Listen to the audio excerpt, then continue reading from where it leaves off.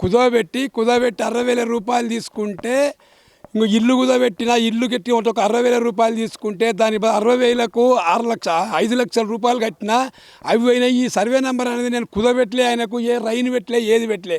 దాన్ని ఆసరా చేసుకొని దీన్ని మొత్తం కబ్జా చేసి మొత్తం 24 గుంటల భూమి అమ్ముకున్నాడు. ప్రతాప్ రెడ్డి అనేటోడు అమ్ముకున్నాడు. మీరు ఎక్కడ గల సర్వే నెంబర్కు మీరు అంటే అప్పు తీసుకొచ్చుకున్నారా ఆయన దగ్గర? అప్పు తీసుకొచ్చుకున్న వేరే 30 సర్వే నెంబర్ 30 సర్వే నెంబర్లో ఎకరంన్నర పొలం కుదబెట్టి ఇల్లు అది తాకట్టు పెట్టి 60,000 రూపాయలు తీసుకొని మస్కెట్ పోయినా నేను. మస్కెట్ పోతే 60,000కు 5 లక్షల రూపాయలు అయినాయి. అంటే 5 లక్షల రూపాయలు కట్టి నాయన ఇడిపించుకొని నేను అన్ని క్లోజ్ చేసుకున్నా. క్లోజ్ చేసుకున్నాక నీది 24 గుంటల భూమి నాది ఏదంటే 24 గుంటలు కూడా అమ్ముకున్నా, నీకు ఎక్కడ లేదు భూమి అని చెప్పిండు. అంటే 24 గుంటల భూమి ఈ సర్వే నెంబర్ గల ఈ భూములను ఏమన్నా సంతకాలు పెట్టి ఏమన్నా రిజర్వేషన్ లేవు, నాది ఒక పేపర్ లేదు, దాని మీద ఎలాంటిది ఏం లేదు సార్.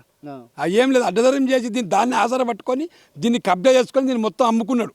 మీరు ఈ ఊరు విడిచిపెట్టి బతకనికి ఏ ఊరికి ఏ సంవత్సరంలో? మహారాష్ట్రం 2 సంవత్సరాలు పోయినా. ఆ తర్వాత 15 ఏళ్ళ దాకా సౌదీకి పోయినా నేను. సౌదీలో లేను. వచ్చే వారికి భూమి మొత్తం కబ్జా పెట్టుకుని అవి విడిపించుకునే వారకే మొన్నటిదాకా 3 ఏళ్ళ అగ్రిమెంట్ ప్రకారం పైసలు కట్టినాక 10 ఏళ్ళైనా రిజిస్టర్ చేయక మొన్న 2022 వరకు మొత్తం క్లోజ్ చేసిండు. నాకు రిజిస్టర్ ఇల్లు ఆ పొలం రిజిస్టర్ చేసిండు.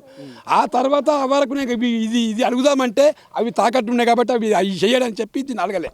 తర్వాత తాకడ అయిపోయినాక అడిగితే ఏమాడంటే ఇది కూడా అమ్ముకున్నా అని చెప్పిండు. నువ్వు ఎట్లా అమ్ముకుంటావు, నీకు రైలు పెట్టినా నీకు ఏదైనా నేను అమ్ముకున్న పోయి ఏం చెప్తావు చేసుకోమని బెదిరించిండు. బెదిరించింది ఎవరు? ప్రతాప్ రెడ్డి బెదిరించిండు. ఎందుకు పెడితే నీకు రైన్ అంటే పోయి ఏం చెప్తావు చేసుకోమని చెప్పి వీళ్ళ అందరు కబ్జాలు పెట్టుకొని వీళ్ళకి అమ్ముకొని మొన్న 2 నెలల కింద దీన్ని కబ్జా పెట్టించి మొత్తం ఒక బిల్డింగ్ కట్టి చుట్టూ 12 గుంటల భూమి కబ్జా చేసిండు.